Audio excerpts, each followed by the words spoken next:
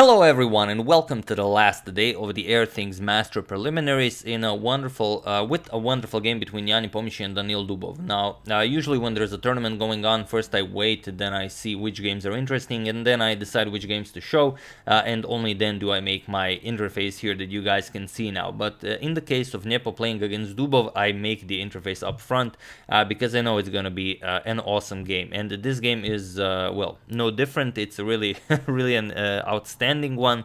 So without further ado, let's check out what happened in this game. So Nepo with the white pieces opens with d4. Sorry about that. We have knight to f6 by Dubov and c4 now. We have g6, knight to c3 and bishop to g7. We have the king's Indian defense. e4, advancing the pawn in the center, and the d6 now. We have bishop to e2 and now Dubov castles. And now there are plenty of options here, knight to f3, bishop to g5 being the most popular ones. Nepo goes for a bit less played one, but it's also there are over like 1,000 games in the database. Only the other options are much more popular. So here, knight to c6, both of them just continue development. d5, not waiting for e5, so the knight can be shifted to e7, but rather d5, forcing the knight to e5, knight to e5, and now the immediate f4. So the knight is under attack, knight e to g4, and now bishop to d2, of course not allowing the capture here. And now knight back to h6, and already you can see it's quite an unusual knight setup here. So Nepo immediately goes h3, takes away the g4 square from black's pieces, and now comes e6, challenging this pawn here. And now there is one game in the database where g4 was played, or rather even more games, but the move Nepo plays, we have d captures on e6 is a new move. So already as of move 11, we have a completely new game. So here bishop captures on e6, and now Nepo goes g4. And now the threat is g5, just attacking both of the knights and winning them. But Dubov advances his rook to e8. He doesn't care about g5 because g5 here would be a bit too soon. For example, knight captures on e4, you grab a piece and then you get checkmated. Queen h4 check, king has only one square, king f1 and queen to f2 checkmate. So of course you're not going to allow that. So after this rook to e8 move, we have knight to f3 and now bishop back to d7, opening up the rook's e file, and here asking white, or rather daring white to go g5 here. And after some consideration, this is exactly what Dubov did. He played g5, attacked both of the knights, and now Nepo attacked both of the knights and Dubov captured on e4. So knight captures on e4, g captures on h6, accepting the sacrifice, and now bishop captures on h6. We have knight captures on e4, rook captures on e4, and now after some 3 minutes of think, we have f5 by Nepo. And now the position is very, very intense. What do you play here? There's this tension here between the two bishops, but Dubov is down a piece, so he has to take that into consideration. He can't just trade everything and then hope to still be able to checkmate Nepo's king. And here a lot of things are possible. For example, if you just go for the trade, bishop captures, queen captures, then you already allow white to just castle to safety. And if queen to e7, going after the bishop here, you can just play king f2, make room for the rook on e1, and even after rook to e8, you can simply play bishop to d3. And even though black has queen and two rooks on the e file, there is no real way to take advantage of them. So here, after considering for some 6 minutes, maybe even longer, we have queen to f8 by Dubov. So now the bishop is defended, and also maybe you can shift the queen over to g7 in the future, maybe put some pressure along the side of this diagonal, all depending on what white plays. And here Nepo immediately castled after queen to f8 was played, meaning that he was expecting such a move. So rook 8 to e8, Dubov doubles up on the e file, and now bishop to d3, challenging the rook here. And now you'd think a move like bishop to e3 check would happen, where maybe bishops would be traded, rook captures would happen.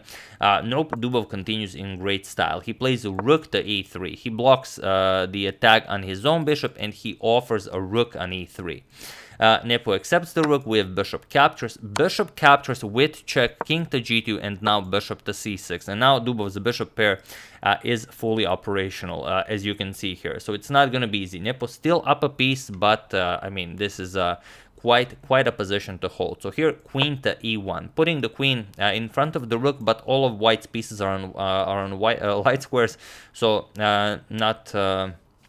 not all that many discoveries you can do with this bishop. So here we have g5 by Dubov. We already mentioned queen to g7 is a possibility. You could put some pressure here, as nothing is defending the b2 pawn, but Dubov prefers this g5 move. Now he wants to shift the bishop over to f4. It will be nicely defended, and the e file will belong to black's rook. So here, queen to g3, getting the queen out of the way, and now bishop to f4. Attacking the queen, we have queen to g4, getting out of harm's way, and now again you have to be very careful. Moves like well, f6 are coming, which will open up this diagonal for the light square bishop, so immediately rook to e3. Now puts more pressure on the f3 knight, but also puts pressure on the bishop here. So Nepo defends it, rook to d1, and now comes queen to g7. Queen to g7, you kind of want to get the queen into the game. The queen on f8 isn't all that impressive, but what black should definitely consider is this f6 move, and then maybe you can bring the queen into the game later on, double up here on the e file. Point is, you don't want to you know, allow this bishop on d3 to come alive. If you allow white to play f6, then this could be a huge problem.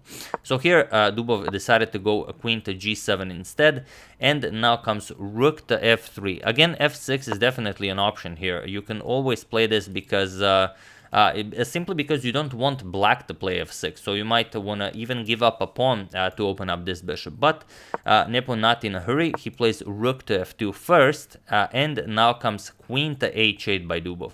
Here Dubov is being very greedy. He wants to play h5 here and attack white's queen, or rather trap white's queen, but it's easier said than done because f6 was still a better option here. Here Nepo just plays queen to h5. He prevents this h5 push, and now the queen doesn't really have all that much to do. By playing f2, Nepo also defends the b2 pawn, so there's no queen captures on b2 happening. So queen back to g7 by Nepo, sorry, by Dubov, and now f6 again is an option here, but first king to f1. Nepo unpins here. He doesn't want to constantly be pressured by this bishop spin, so now the knight can move. And here the problem for Dubov is that his position has worsened a little bit, but he's very low on the clock. Nepo is over 5 minutes on the clock, whereas Dubov is 30 seconds on the clock. But okay, you still get a 10 seconds increment per move. So here bishop to g3, attacking the rook on f2, but now, only now, Nepo goes for it. f6, attacking the queen, so not much you can do here. You have to capture the pawn.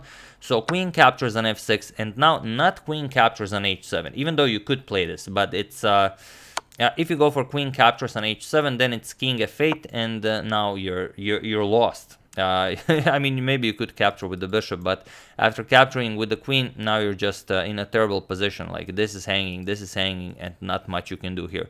Even if you trade queens, for example, captures and captures, now you're gonna play bishop captures on f3, and white is lost here. Even if you try something like this, let's say you capture the rook, captures, and now rook to f3 check, everything gets traded off. You're still in a king and rook endgame, but black is up 2 pawns, so this is sufficient for a win.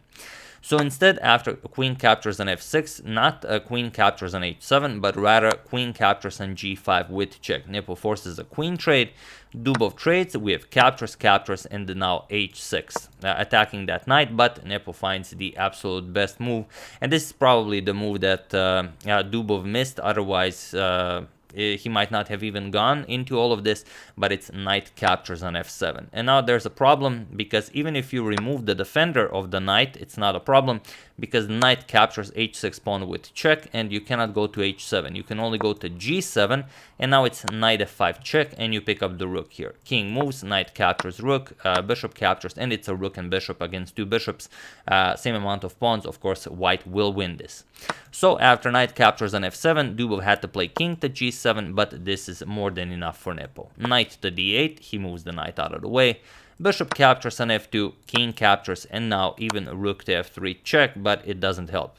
We have king to e2, and now rook captures on h3. We have rook to f1, now preparing a little trap for Dubov, but Dubov extremely low on time and trying to get back some material. He played rook to h2 check, king to e3, and now Dubov grabbed the pawn here, but now the position is completely lost. Even though it seems like there's some counterplay here, there really isn't. So feel free to pause the video and find the forced checkmate in 2 while I give you a couple of seconds. So for those of you who were able to do it, congratulations on spotting the beautiful mate in 2. And for those of you who just want to enjoy the show, it's knight to e6 check. Rook to f7 check will also win you the game, but this is just instant. Knight to e6 check. And now the bishop covers these squares, the rook covers these squares. These are the only 2 squares available for the black king. And once you play the king to either of those squares, it's just rook to f8 checkmate. And that's just it. But after this knight to e6 check, it was actually in this position that Dubov resigned the game. He did not allow the mate to appear on the board. So yeah, really exciting game already from round 1, or rather round 9, but the first game of day 3. And like I said, I prepared the interface before the game even started because I knew as the 2 of them were playing, it's going to be a wild one. And I think I mixed up the names during this video quite a few times, so sorry about that. I do that sometimes. I have no idea why. It's not on purpose. It just happens, so really sorry about that. So yeah, that's the game. I do hope you guys enjoyed it. Really hoping that the 2 of them play like a lot of games throughout their careers, because it's just awesome to watch this. So I do hope you guys enjoyed it as well. I would like to thank William Botti, Jerry Gauze, Angus Alderman, Deepak Gangadaran, and Jack Newell for contribution to my channel. Thank you a lot. I really appreciate it. As usual, you can check 2 of my previous videos here. Thank you all for watching, and I will see you soon, continuing the coverage of the Morphy saga, checking up on your wonderful suggestions, and whatever else happens in the chess world. So thank you all. I will see you soon, and have an excellent rest of your day. And just because we didn't check it out yesterday, not that, here are the standings after yesterday. These are the standings before today's games. So forgot to show it yesterday. It's from Chess24, so let's just check it out. Dubov in first place, well, shared first with Nakamura, Aronian, Magnus Carlsen, Temur Rajabov, and Wesley So. Then with 4 points, Alexander Grishuk and Yan Nepomniachtchi. With 3.5, Maxim, Vasher Lagrav and Petala Harikrishna. And with 3 points, Anish Giri and David Anton Giharo. So Maxim, Harikrishna, Giri, and David Anton will have to fight really hard to get into the top 8 in the last day of the preliminaries. So once again, thank you all. I will see you soon, and have an excellent rest of your day.